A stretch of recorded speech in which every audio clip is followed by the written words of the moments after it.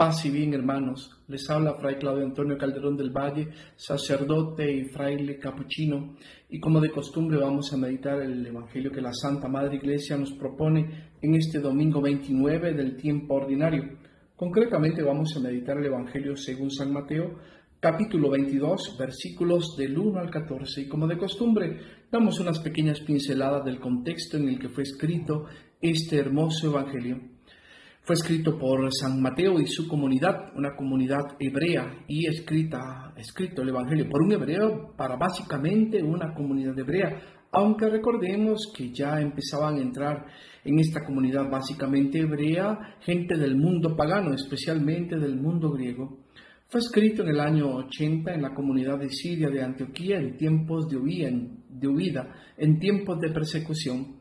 Acordémonos que años antes los romanos habían entrado en Jerusalén para sofocar una rebelión hebrea, culminando todo esto con la destrucción del templo y el incendio de gran parte de la ciudad.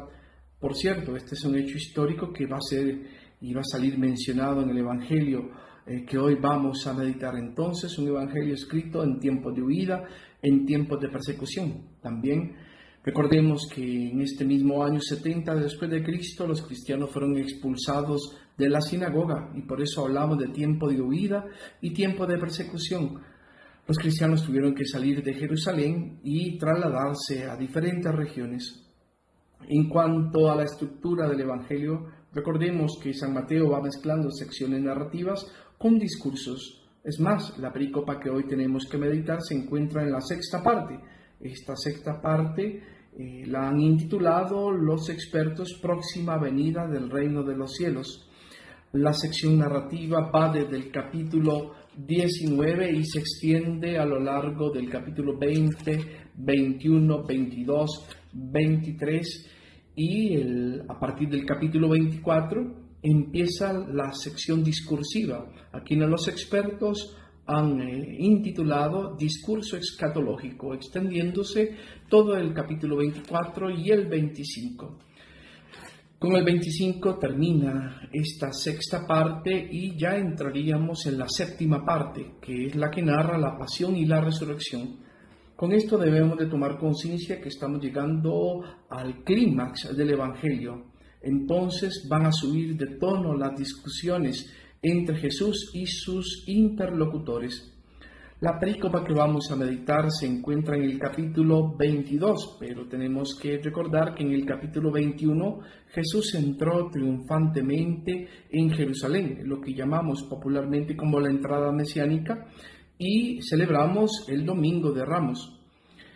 En ese mismo capítulo 21, en el versículo 12, Jesús expulsa a los vendedores del templo. En ese mismo capítulo, en el versículo 18, teníamos la parábola de la higuera estéril y también la parábola que nos habla sobre la fe y la oración. En ese mismo capítulo 21 también, en el versículo 23, Jesús tuvo una controversia sobre la autoridad. ¿Con qué autoridad actuaba Jesús? En el mismo capítulo 21 veíamos en el versículo 28 la parábola de los dos hijos que meditamos hace 2 domingos y en el versículo 33 la parábola de los viñadores homicidas. Por cierto, tenemos al final de esta parábola, en el versículo 45 del mismo capítulo 21, una afirmación que no leíamos hace 8 días, pero que es importante como contexto para leer el Evangelio de hoy. Dice así este versículo 45, los sumos sacerdotes y los fariseos, al oír sus parábolas, comprendieron que se estaba refiriendo a ellos y trataron de detenerle, pero tuvieron miedo a la gente porque lo tenían por profeta. Así termina el capítulo 21 y entramos en el capítulo 22, versículo 1, que ya es parte de la pericopa que nos toca meditar en este domingo 29. Repito, vamos a meditar el Evangelio según San Mateo, capítulo 22, versículo del 1 al 14. Y dice así el versículo número 1 del capítulo 22. Tomó Jesús de nuevo la palabra, y les habló en parábolas. Les dijo, Jesús nos habla en parábolas y este es el género literario que tenemos que tomar en cuenta. Una parábola viene del griego para, que significa la par, y balein, que significa tirado o lanzado. Entonces, tirado, lanzado o puesto a la par. Se podría traducir en español como comparación. Es decir, nos va a contar una historia y tenemos que comparar nuestra vida con esa historia y sacar una moraleja de esta historia que Jesús nos va a contar. Dice el versículo número 2, el reino de los cielos es semejante a un rey que celebró el banquete de bodas de su hijo. Y empezamos a detenernos para ver cosas curiosas en los versículos que ya el Evangelio nos propone. Nos dice este versículo 2 que es semejante el reino de Dios. Entonces aquí está la comparación. Está comparando el reino de Dios a un rey, dice, que tenía un hijo. Y ya nuestra mente se nos va directamente a pensar que el rey es Dios y que el hijo obviamente es Jesucristo. De hecho, notamos algo curioso. Dice que hay un rey, que hay un hijo y que se va a celebrar un gamos, dice el Evangelio según San Mateo. Gamos es una boda y obviamente junto con la boda un banquete. La imagen de los banquetes fue utilizada especialmente en la literatura apocalíptica, en la literatura profética para hablarnos de lo que iba a pasar cuando viniera el Mesías. Y comparaba la alegría mesiánica con un banquete gratuito, un banquete con manjares suculentos y deliciosos a los que todos, sin distinción alguna, iban a ser invitados. Es una imagen muy, muy hermosa y tenemos que recordar que es una imagen, pues sí, muy mediterránea, muy oriental. Los orientales hasta el día de hoy tienen el mandamiento cultural de la hospitalidad. Siempre te ofrecen, por ejemplo, un té o te agasajan con algún tipo de comida, pero también es una imagen bastante cercana a nuestra cultura latinoamericana, porque siempre nosotros cuando queremos agasajar a alguien, lo invitamos a comer. Si es una cena formal, en la mesa que tenemos en la sala, casi siempre en nuestras casas, al menos aquí en Costa Rica, tenemos una mesa formal en la sala donde hacemos los banquetes más importantes.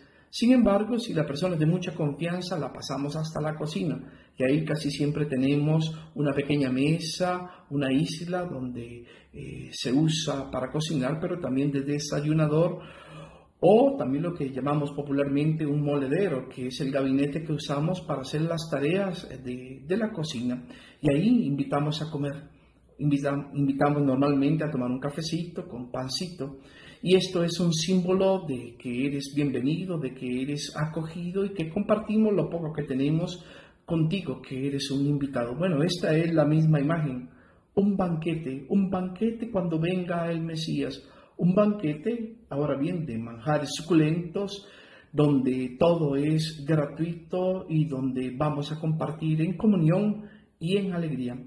Ahora, es un banquete de bodas, y aquí la boda también se presenta como un símbolo que principalmente va a desarrollar el evangelista San Juan, pero que hoy aparece en este evangelio según San Mateo. Curiosamente es un banquete de un rey, que es Dios, para un hijo, que es su hijo. Y nos preguntamos, ¿y la esposa dónde está? Adrede omite San Mateo mencionar a la esposa, porque la esposa está implícita. La esposa es la humanidad, y Jesús se viene a desposar con nuestra humanidad. Y este es un desposorio real. Acordémonos que el Verbo toma carne de María. Entonces la divinidad desposa a la humanidad, y esto después lo van a decir los concilios cristológicos. En la única persona de Jesucristo, por medio de hipóstasis, la divinidad asume la humanidad. Entonces, en la única persona de Jesucristo se unen dos naturalezas distintas, porque Jesucristo es verdadero Dios y verdadero hombre. Y como va a decir San Juan Pablo II, en una de sus catequesis, misteriosamente, cuando el Verbo asume carne, se une a todo hombre. Entonces aquí está el desposorio. Dios viene a desposar a nuestra humanidad. Dios viene a salvarnos. Dios viene a redimirnos. Entonces todo esto se da en este contexto de una boda hermosa. Pasamos así al versículo número 3. Dice así este versículo: envió a sus siervos a llamar a los invitados a la boda, pero estos no quisieron venir. Envía el rey en diferentes momentos a sus siervos. Vamos a darnos cuenta cómo a lo largo del Evangelio los envía 3 veces. Aquí la palabra que usa Mateo es doulos. Doulos significa siervos o servidores. Y envía a invitarlos. En griego, Mateo usa la palabra kalesai, que viene del verbo kaleo. Kaleo significa invocar o llamar. Invoca y llama gratuitamente. Y aquí tenemos que detenernos porque nos estamos dando cuenta que esto es lo que diríamos en términos teológicos una vocación. Es decir, es Dios el que toma la iniciativa, es Dios el que llama y nos invita. Y luego es una invitación a un banquete gratuito. Entonces no nos llama por mérito, sino que nos llama por gratuidad. Y llama a los convidados. Otra vez sale el verbo kaleo, a los llamados, a los convidados. Ahora bien, dice que estos primeros convidados no quisieron ir. Dijeron ouk entelon, que viene del verbo phelo, que significa querer, no quiero. Es decir, que los primeros convidados entendieron la llamada y entendieron que eran invitados a un banquete gratuito, el banquete de la salvación, pero por el libre albedrío que Dios nos dio, dijeron, no queremos, no queremos. Como dice el prólogo del Evangelio según San Juan, que me gusta tanto citar, vino a los suyos y los suyos no lo recibieron. Qué triste, los primeros invitados no quisieron acudir al banquete de amor, al banquete de salvación que el Rey Dios estaba ofreciendo, el banquete de su propio Hijo, el banquete del desposorio de su propio Hijo con nuestra humanidad. Después vamos a hacer un resumen un poquito más profundo sobre estas llamadas que hace el Rey a través de sus siervos. Pasamos al versículo número 4. Dice así el versículo número 4, volvió a enviar a otros siervos con este encargo, decid a los invitados, mirad, mi banquete está preparado, ya han sido matados mis novillos y animales cebados, y todo está a punto, venid a la boda. Entonces otra vez manda a sus doulos, a sus siervos, a llamar, el verbo epo, a llamar a los convidados, y le dicen, miren, miren. Y Mateo usa aquí el verbo eidon. Eido es la forma trascendente de ver. Es decir, vean más allá de las apariencias. Vean que esto no es simplemente una comida y una fiesta humana. Es algo más. Es el banquete del reino. Y dice que los invita a un aristón. Aristón en griego significa la mejor comida. Por cierto, de aquí viene el concepto de aristócrata. Aristócrata viene de Aristón y de Kratos, que significa Kratos, tener poder, y Aristón, mejor comida. Entonces es tener poder para comer siempre los mejores manjares. Y aquí nos está diciendo el texto implícitamente que el banquete al que nos está invitando el Señor es superior a cualquier banquete humano, porque es el banquete del reino, es el banquete de la comunión de Dios con los hombres, y está todo preparado, el verbo etoimazo, está todo listo. Ahora la descripción es muy hermosa, porque dice que los tauroi, los toros, dice están engordados. Y Mateo usa el verbo sitistos, que viene de sitos, que significa trigo. Entonces sería engordados con grano o engordados con trigo. Están bien gorditos. Entonces los tauroi, los toros. De aquí viene el tauro, ¿verdad? Que va a ser un nombre muy usado en la mitología griega. Ahora dice que estos tauroi, estos toros gorditos, están humeantes, y usa el verbo tuo. Tuo podría significar inmolados, pero también que están humeando. Soplar y humear significa también este verbo. Entonces se los puede imaginar uno cocidos al fuego, humeantes y sabrosos.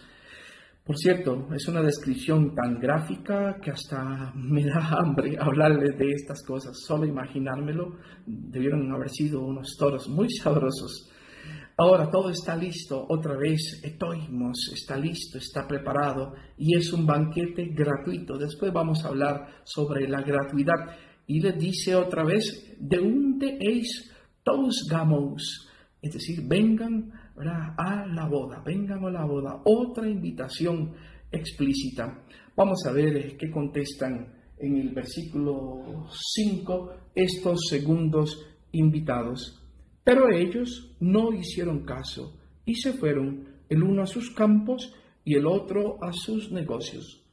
Literalmente el versículo 5, Mateo usa el verbo ammoleo. Ammoleo viene de a, que es una partícula negativa, sin significa, y melo, que significa interés.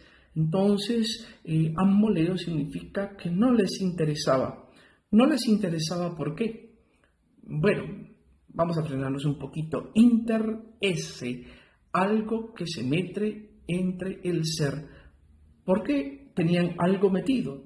Si no les interesa una cosa es porque tienen interés en otra. Entonces no fueron. No fueron, ¿por qué? Porque aquí nos está describiendo Mateo parte de la vida social que se tenía en el tiempo de Jesús. La mayoría de la gente eran pastores y agricultores, pero también se empezaba a desarrollar el comercio, el intercambio de mercancías. Entonces dice que uno se fue a sus campos, a sus agros, y el otro a su emporio,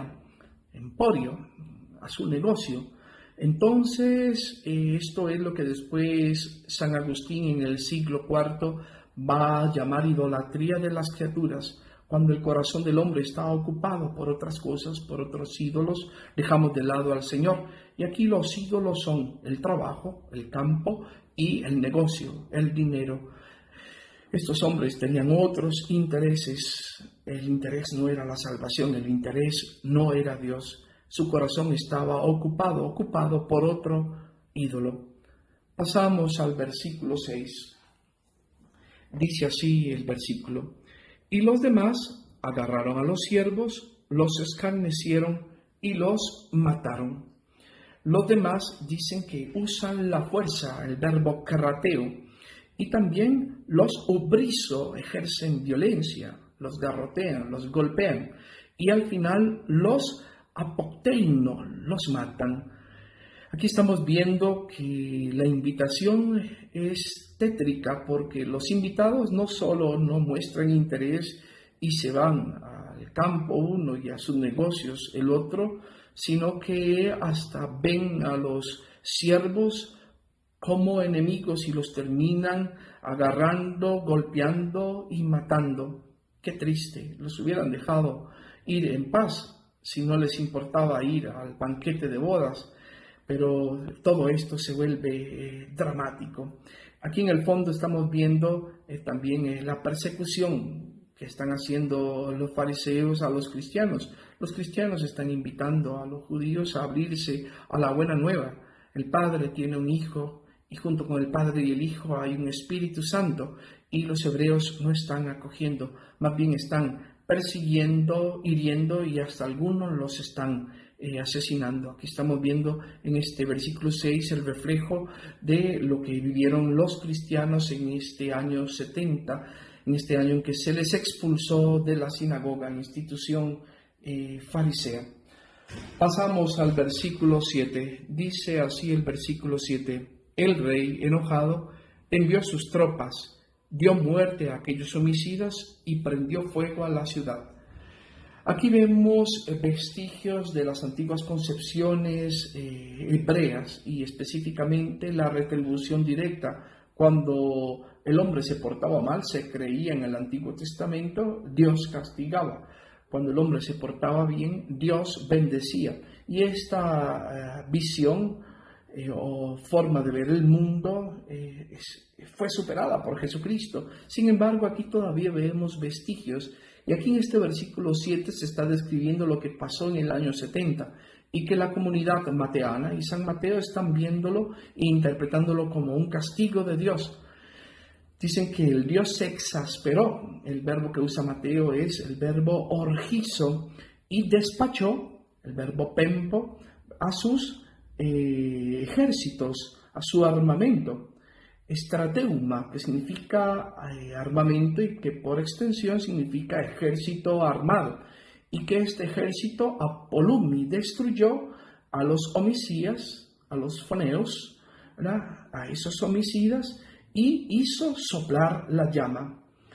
Es decir, incendió la ciudad. Aquí estamos escuchando en el fondo la descripción de lo que pasó en el año 70. San Mateo y su comunidad, muy al estilo hebreo, están interpretando lo que hicieron Tito y sus soldados, el general Tito, que después va a llegar a ser el emperador Tito, a toda la ciudad y al templo. Lo destruyen, lo queman y hay mucha muerte y destrucción en la ciudad. Ahora, esto es un vestigio antiguo de visión teológica hebrea. Sabemos que Dios no castiga, sabemos que Dios no manda ejércitos, sabemos que Dios no destruye, pero Mateo y su comunidad, que todavía están ligados a la teología del Antiguo Testamento, así lo están viendo en este versículo 7. Pasamos al versículo 8. Dice así: entonces dijo a sus siervos: la boda está preparada, pero los invitados no eran dignos. Entonces hace una exclamación en voz alta y le dice a sus siervos, ¿verdad? Que la hagamos, la boda está etoimos, es decir, está todo listo, está todo preparado. Pero los que claimen hoy, los bocados, los convidados, no eran axios, no eran merecedores. Entonces vamos a ver cómo esto dispara al rey a una tercera invitación. Y así pasamos al versículo 9. Vamos a ver esta tercera invitación.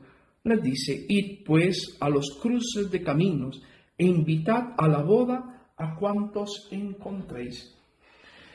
Entonces les dice que vayan por el Gumay a los cruces de camino o a las plazas. Aquí Mateo usa el verbo día y éxodos. Día es algo que cruza, que pasa, y éxodo es salida o camino. Entonces vayan a los cruces de camino o a las plazas. Dice, y llamen a tantos como puedan encontrar, a tantos como encuentren. Usa el verbo eurisco. Aquí vemos cómo la negativa de los primeros dos grupos de invitados hace que el corazón del rey se dilate y que diga, bueno, que se invite a todo el que quiera venir. Entonces aquí vemos ya un rasgo de que una invitación particular se vuelve una invitación universal, una invitación para todos. Después San Pablo nos va a decir que ante la negativa del pueblo hebreo, Dios abre su corazón e invita a los paganos a pertenecer al reino de los cielos. Y desde entonces la salvación se vuelve un asunto universal. Como dice en 1 Timoteo 2:5, Dios quiere que todos los hombres se salven y lleguen al conocimiento de la verdad. Entonces llamen a todos, kaletsate eistus gamus, llamen a todos a la boda. Y pasamos al versículo 10. Los siervos salieron a los caminos, reunieron a todos los que encontraron, malos y buenos, y la sala de bodas se llenó de comensales. Entonces los siervos exergomai salieron y dice que condujeron juntos. Usa Mateo el verbo sinago, es decir, atrajeron juntos, ¿verdad?, a todos los que encontraron. Otra vez el verbo eurisco, encontrar. Entran en la boda entonces los poneiros y los agatos, los malos y los buenos. La invitación es universal. Entran todos, buenos y malos. Aquí vemos cómo el Señor llama a todos a su reino. La invitación es verdaderamente universal y se llena, ¿verdad?, el verbo pleito, ¿verdad?, la boda, ¿verdad?, y todos se reclinan. Aquí Mateo usa un verbo muy hermoso, es el verbo anakleimai, que significa reclinarse. Y es que los banquetes en el tiempo de Jesús no se hacían en sillas como las nuestras, sino en divanes. Divanes que eran una especie de colchonetas estiradas en el piso, y uno se ponía de lado, se apoyaba en la misma colchoneta o diván con un codo, ¿no? Y debajo del codo un almohadón, y con la otra mano que quedaba libre le ponían el plato al frente y comían. Voy a ver si les subo algunas imágenes sobre estos reclinatorios. Ahora, aquí hay cosas importantes, porque el reclinarse era la posición de los hombres libres. Y aquí el rey está invitando a la boda de su hijo a todos, a buenos y malos. Entonces, aquí vemos un cambio de situación, porque estos buenos y malos es el símbolo del hombre hundido en el pecado, hombres de todos tipos, algunos que vienen más o menos bien, otros no tan bien, pero Dios los invita a un banquete de libertad, y Él mismo les sirve a través de sus siervos. Es un banquete verdaderamente universal. Aquí también hay una enseñanza implícita. Hay cristianos que dicen que no se acercan a Dios, no se acercan al templo, a la Eucaristía, o en el caso de los cristianos evangélicos, al culto, porque son pecadores. Bueno, todo lo contrario, hermano. Para ti es el culto, para ti es la Eucaristía. La iglesia es para pecadores. La iglesia, como dijo por ahí un pensador, no es un museo de santos, es un hospital de pecadores. Entonces, precisamente, Dios llama a los pecadores, Dios llama a los que están enfermos. Ahora, los que están en pecado y enfermos, pero para que cambien, para que se dejen transformar, como después lo vamos a ver. Es un banquete que no tiene discriminación. Aquí todos son invitados, de cualquier pueblo, de cualquier edad, de cualquier condición, de cualquier ideología, de cualquier partido político. Todos son invitados, buenos y malos, porque Dios quiere salvar a todos. Pasamos al versículo 11. Cuando entró el rey a ver a los comensales, vio allí a uno que no tenía traje de bodas. Antes de entrar en este versículo 11, vamos a detenernos y vamos a hacer una relectura de los versículos ya explicitados, porque vamos a hacer un repasito. Vemos que el rey manda a sus siervos en 3 grupos y repasamos. El primer grupo respondió: no quiero, el verbo celo. Y aquí vemos el reflejo de las autoridades religiosas del Antiguo Testamento. Los siervos obviamente son los profetas, y el Antiguo Testamento, que llega hasta Juan el Bautista, pues rechazó a los profetas enviados por Jesucristo. Entonces no queremos ir.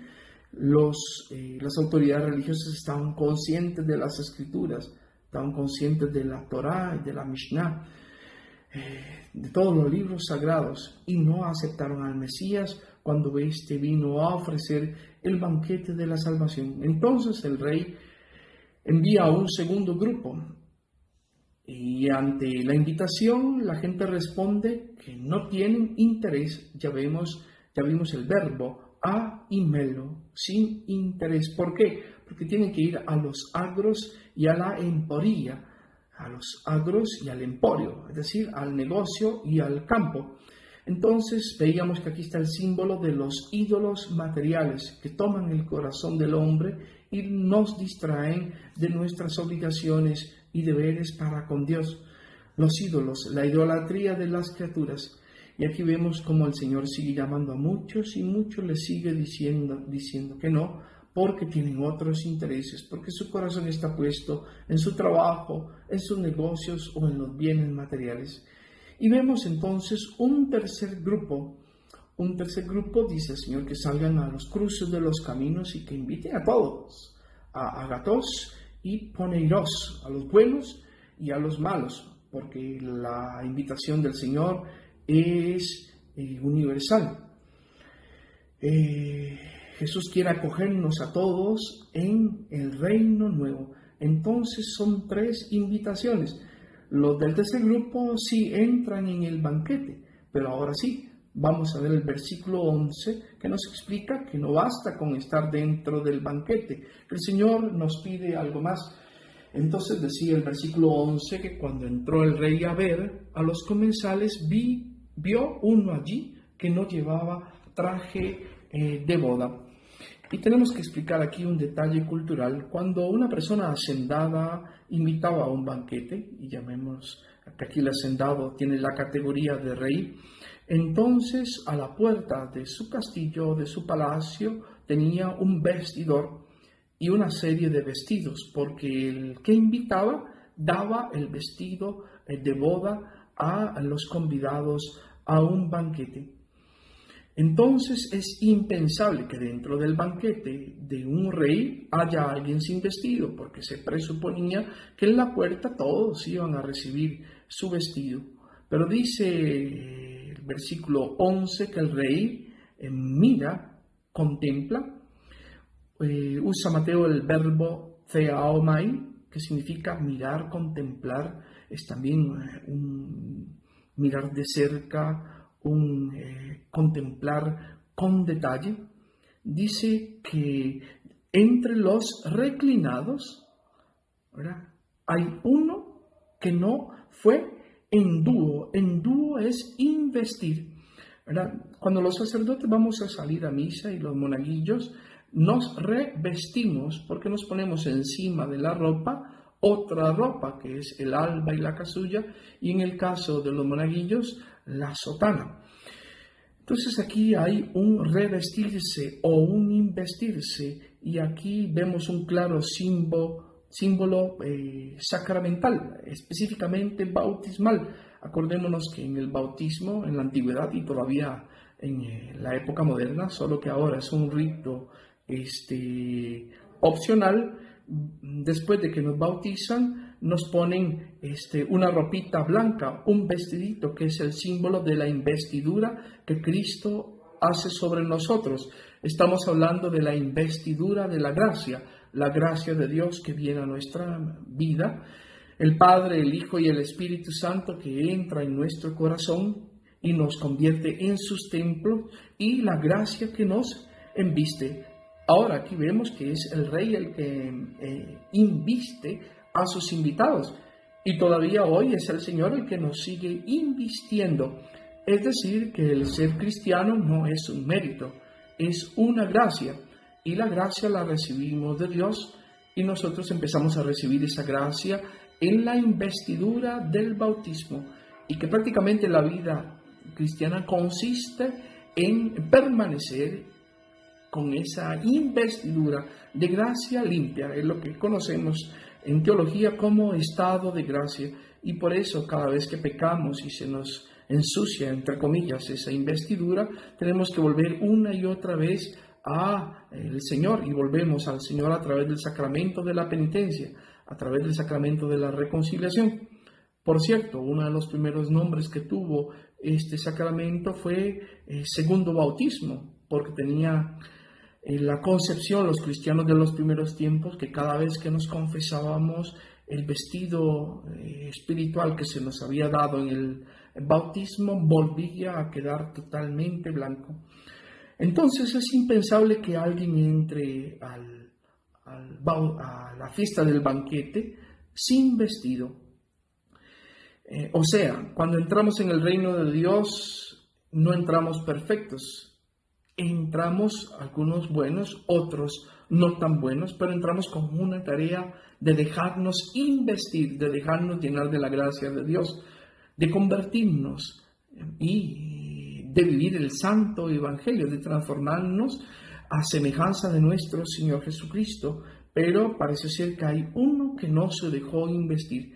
Y aquí el evangelio ya nos está llamando fuertemente la atención, ¿verdad? No basta con estar adentro. No todo el que diga Señor, Señor va a entrar en el reino de los cielos, va a decir el evangelio en otra de sus partes. El evangelio aquí nos está diciendo que hay muchos que están dentro del banquete, pero que no estamos haciendo lo necesario por transformarnos en Cristo. No nos hemos convertido y por lo tanto no tenemos el vestido. El Señor lo ve, porque el Señor ve los corazones, las intenciones de cada uno de nosotros. Y aquí tenemos que tener mucho cuidado.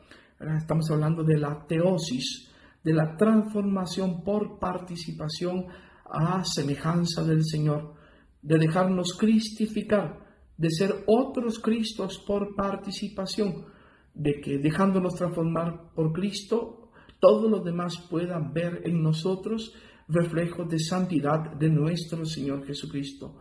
Si no lo hacemos, esto tendrá consecuencias. Si no nos dejamos transformar e investir por la gracia del Señor, vendrán las consecuencias. Y así pasamos al versículo 12. Dice el versículo 12. Le dijo: amigo, ¿cómo has entrado aquí sin traje de boda? Él se quedó callado.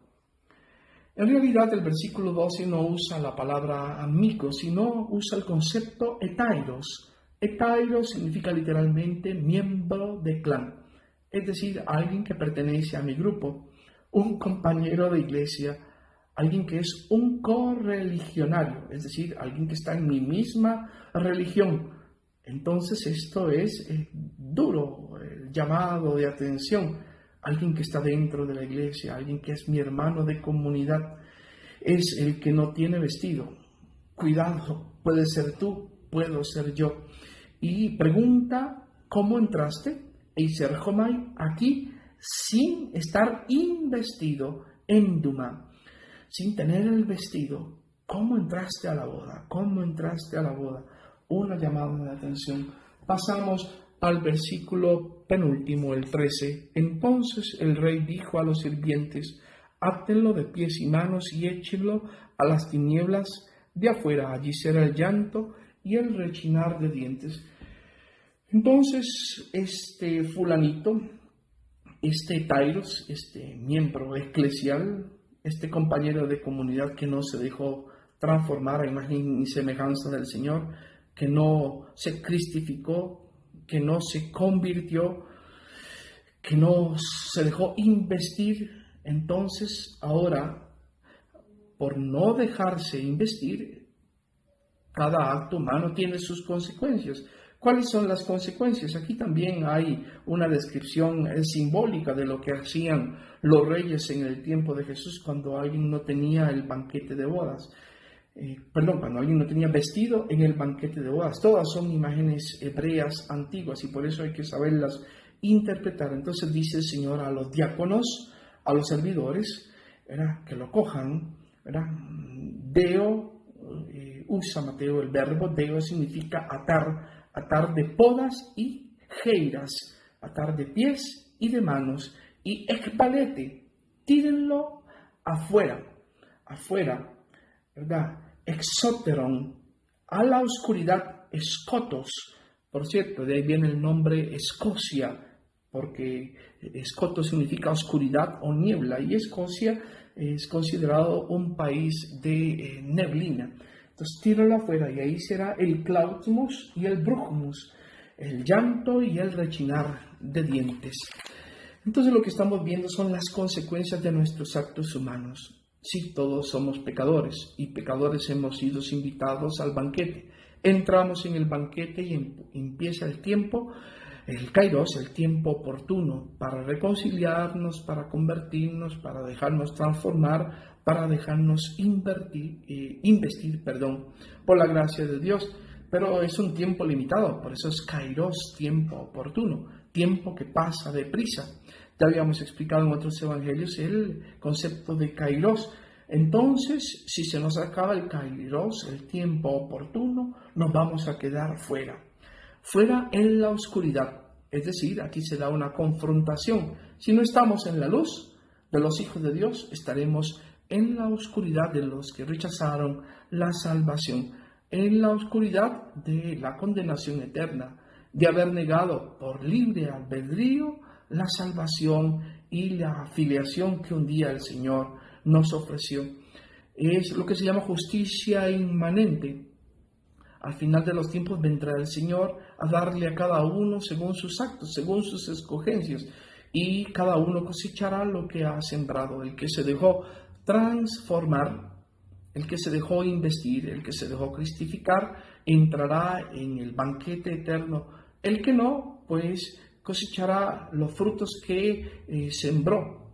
Si sembró vida de pecado, si sembró inconversión, si sembró maldad, pues quedará fuera con los malos en la oscuridad, en el lugar de la soledad. Y por eso pone estas imágenes tan tétricas y tan tristes, donde hay llanto. ¿Llanto por qué?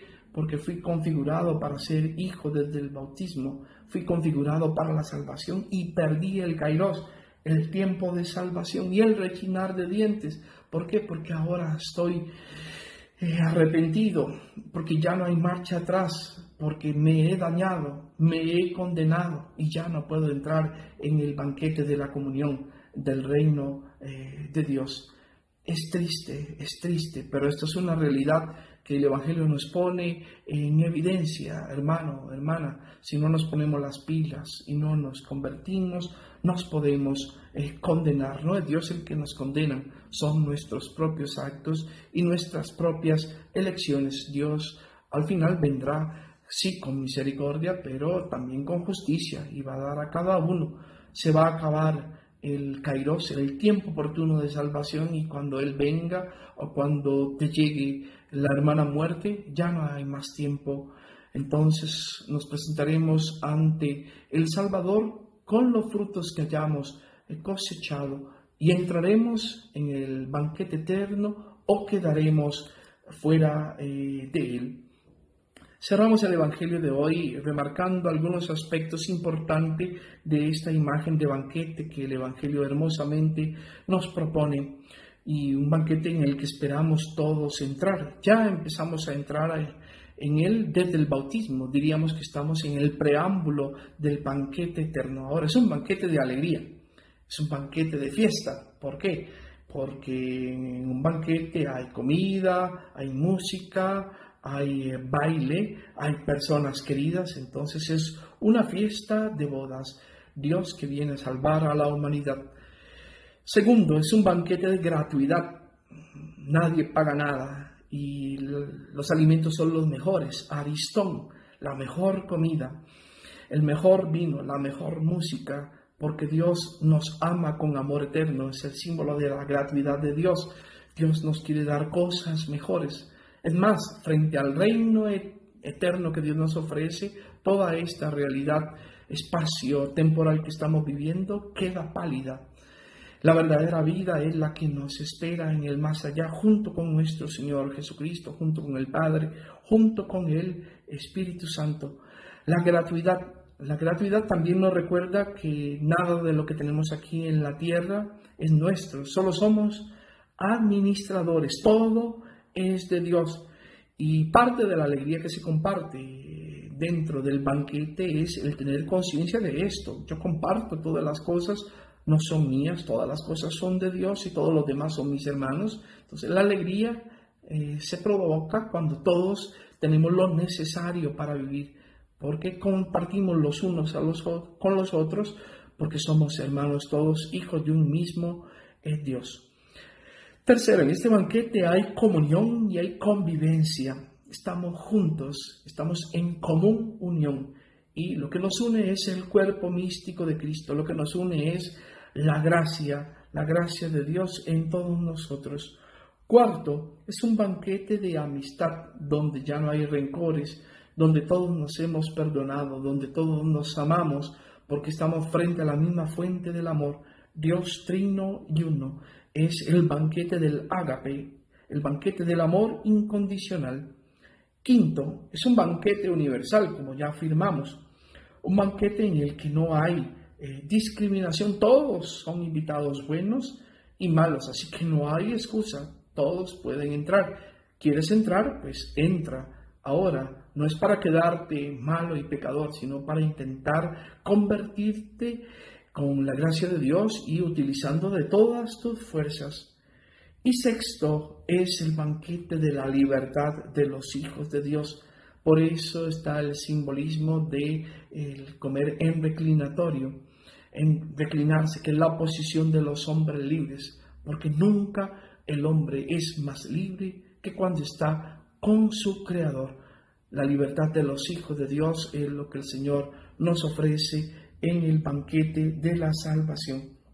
Ahora bien, ya vimos que no basta con entrar en ese banquete, tenemos que estar en dúo, investidos.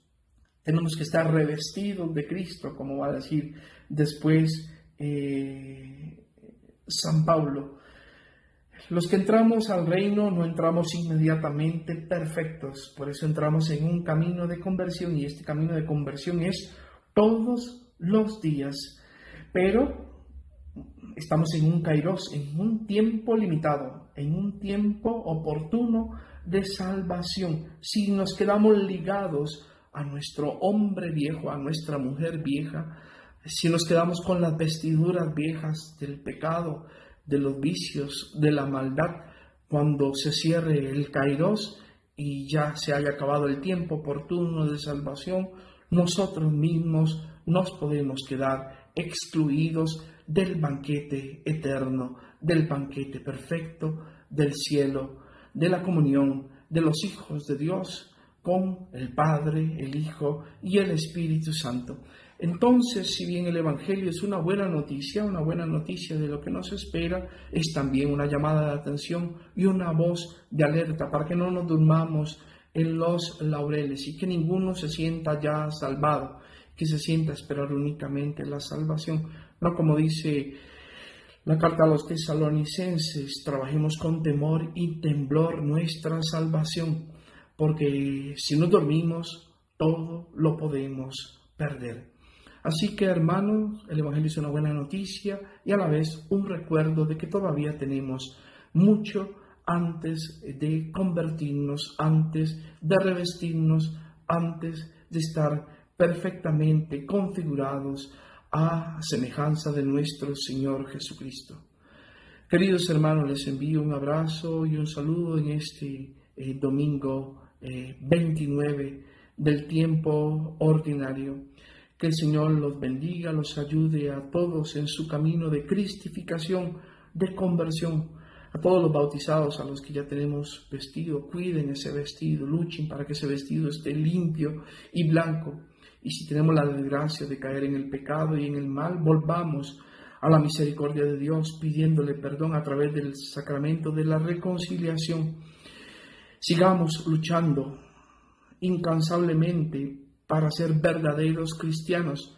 Sigamos luchando por la coherencia, para que lo que parecemos por fuera lo seamos por dentro, y cuando venga el Señor por segunda vez nos encuentre dignos de participar en el banquete perfecto, en el banquete pleno del cielo. Como siempre les pido con toda humildad sus oraciones. Oren por mi ministerio, oren por mi conversión, para que predicándoles a ustedes y explicándoles la palabra, yo no me quede fuera, y esto es una posibilidad. Yo mismo me puedo condenar y me puedo quedar fuera. Ruégale al Señor para que el Fray Claudio también se salve, para que Fray Claudio se convierta a profundidad. Y roguemos unos los otros por la conversión de todos, roguemos por nuestras familias, por nuestros pueblos que están sufriendo tanto por la pandemia, por la recesión económica, por la crisis de gobernabilidad que tenemos en cada uno de nuestros países. Oremos los unos por los otros, no nos salvamos solos, nos salvamos en comunidad, así que intercedamos los unos por los otros para que un día nos veamos allá juntos en el banquete eterno, junto con el Padre, el Hijo y el Espíritu Santo. Que el Señor los bendiga a todos en este domingo 29. Les envío mi bendición, paz y bien en nuestro Señor Jesucristo.